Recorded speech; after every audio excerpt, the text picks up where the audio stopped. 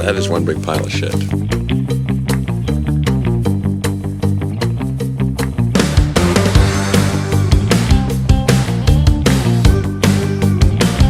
The Toronto Raptors beat the Indiana Pacers 122-104. What's going on, ladies and gentlemen? Welcome back to another episode of the Raptors Rundown. I'm your host, Yusuf Boss, and the Raptors come out of this game. Another very sloppy start, but we end up coming out with the win. A couple pieces of big news that I just got. Brandon Ingram was finally named to the All-Star game to replace Steph Curry.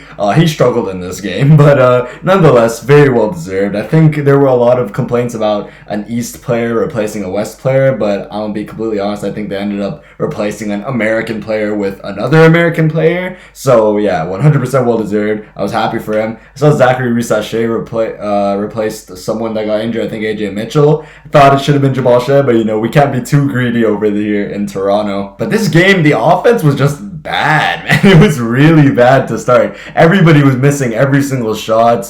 This was a game where Colin Murray-Boyles actually got injured very early. He re-aggravated his thumb injury. It should be fine. He's not playing against the Pistons tomorrow, but he's going to be playing in the Rising Stars games, which is a good sign, I would say, because it means that it's not that bad enough to miss out on his first All-Star weekend. But I also think the logic is that no one's gonna swipe down on his goddamn thumb in the All-Star weekend. But who knows? Maybe this is the day they decide to play hard, and our outstanding rookie is injured during an exhibition game. From a Raptors standpoint, starting off, our offense was literally just Sandro Mamukelashvili in that first quarter. He ended the game with 17 points, hit some massive threes. He's been shooting the three ball much better since his recent struggles. He ended the day with 17 points, 6 for 9 shooting, 3 for 5 from 3, perfect from the line, 4 rebounds.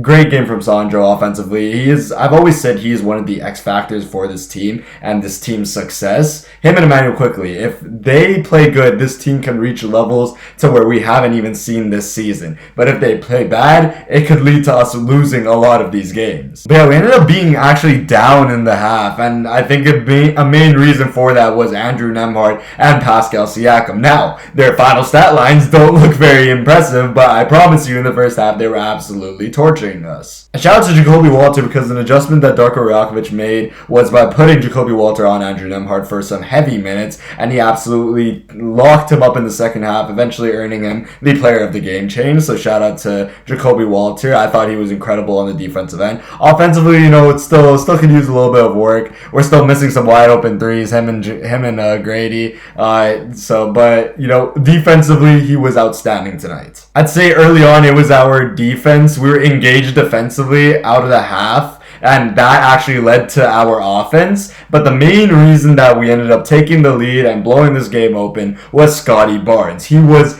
way more aggressive by a tenfold in that third quarter. He ended up having 13, 8, and 4 with 3 stocks in the third quarter. A complete takeover. And it was actually funny because there was a portion in the game where it was literally just a Scottie versus Pascal Siakam 1v1 on offense. Scottie had like 7 straight, Pascal had like 8 straight, and then I think RJ Barrett hit a 3, then Scottie had 2 more, and it was just ridiculous to watch. And at that point we had already blown the game open. A really sad thing that happened in this quarter, Johnny Furphy goes up and absolutely posters Sandro, but lands incredibly weird and just blows up his ACL.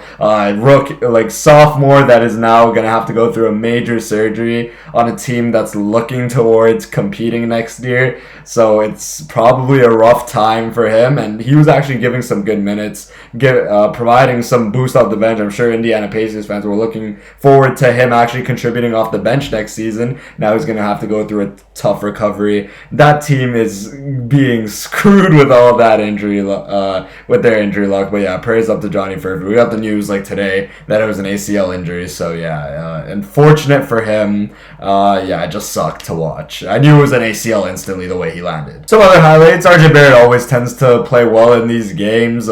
He's always good at being aggressive, getting towards the rim. In this game, they had a shot blocker in Jay Huff, so it was a little bit tougher than the last game that he had against the Utah Jazz. But overall, very solid game from RJ Barrett. He was able to get to his spots. Emmanuel Quickley's 3-point shot has been so much improved. It is I am way more confident in his three-point shot than I've ever been in recent time. And I said this in the last episode. I don't understand why he's not shooting more when he's shooting well. Like, he was 3 for 6 tonight from 3, 5 for 9 from the field. This is a game where I want Immanuel Quickley to shoot more shots versus a game like that first or the third Philly game where he was literally missing every single thing, yet he was still taking the ball out of Scottie Barnes' hands. So a game like this, I want to see Immanuel Quickley take more. We also saw the debut of Trayce Jackson Davis. Now, everyone knows that I'm not one of the biggest fans of this move. I thought it was a little bit short-sighted. I didn't really see the point of trading for a center that wasn't 7 foot. I saw not really that much upside with this move. I felt like there were other needs we could have addressed with that second-round pick, but off of the debut, Trayce Jackson Davis had an incredible performance. Came in the game with 10 points, 10 rebounds, 1 assist, and 2 stocks, 1 steal, 1 block. Trayce Jackson Davis had a double-double in the least amount of minutes for a player this season. So, again, Warriors fans are talking about how this is what happens when Steve Kerr's shackles are let off him. And if this is what we can expect from Trayce Jackson Davis on a daily basis, then that is a home run of a move from Bobby Webster. He was active on the glass. He got to the line. I did see the whole thing about him being one of the worst finishers in the NBA, and it did show at times in this game. But to be completely honest, the way he got to the line was impressive. He was 6 for 10, which for a center isn't the worst thing in the world. He was in the right spots every single time, getting those offensive rebounds, one of them being a putback dunk.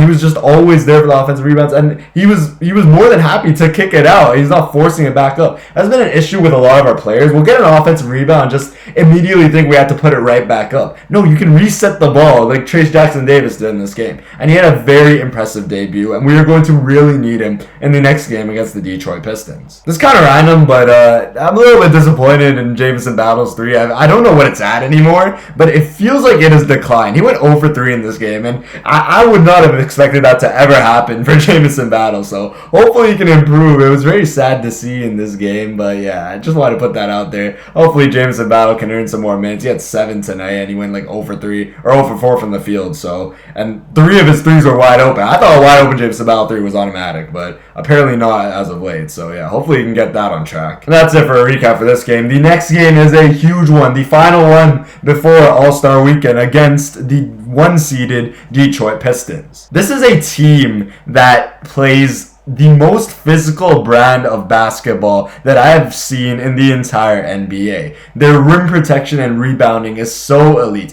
and they don't shoot the ball well, but they get to the rim at an extremely high rate. And it's kind of funny because they're a little bit like an advanced version of us in a way. They're one of the best defenses in the league, and they don't really shoot the ball pretty well, and they rely on their defense to win them games, and they rely on their rim pressure for their offense to open up some of their three-point shooters. And it's sad for them because they traded for some three-point shooting in Kevin Huerter, and I don't think he's hit a 3 yet in a Pistons uniform, which is kind of insane. But yeah, they do have some very capable shooters. We cannot let anybody get hot. On a Raptors side of things, one thing that we've really struggled with this season is the physicality. I feel like we haven't really been able to deal with other teams' physicality. Everyone sort of tries to bully us, and we sort of fold, and that's sort of been the catalyst for a lot of these blown leads. So in a game like this, I don't want to see anybody complaining to no refs. We have to play through content. We have to contact. We have to match their physicality on the defensive end as well, and I think that's going to be a huge key to this game. The other key to this game is going to be rebounding. They're one of the best rebounding teams in the entire league. They will not, most likely, I assume, they will not have Jalen Duren and Isaiah Stewart because they wanted to do a UFC match in their last game. So I assume they won't be available. So the Detroit Pistons big man is probably Paul Reed, I think, and I honestly don't know if they have another one. So I'm looking for a big game. Jakob Poeltl is questionable. I thought he was going to return against Indiana. Seems like he's going to return against Detroit. Big game from him I'm going to need on the glass. I'm going to need a big game from Trayce Jackson Davis once again with those offensive rebounds. No Colin Murray balls in this game. Hopefully Sandro can get involved on the offensive glass. And yeah, I think this is a very winnable game. They don't have their all-star center and one of their better defenders in Isaiah Stewart. Look towards Asar Thompson being a huge matchup. I assume they're going to match him up on Scottie Barnes, so I want to see him aggressive going at Asar. I want to see who they match up onto Brandon Ingram because Asar Thomas is going to be on Scottie Barnes, so I'm not really sure who they put on him. Maybe they go Ron Holland, who's a very capable defender, but yeah, we will see tomorrow against the Detroit Pistons. With that being said, thank you guys so much for watching. If you did enjoy, be sure to like, subscribe, comment, and I will see you guys in the next episode of the Raptors Rundown. Peace out.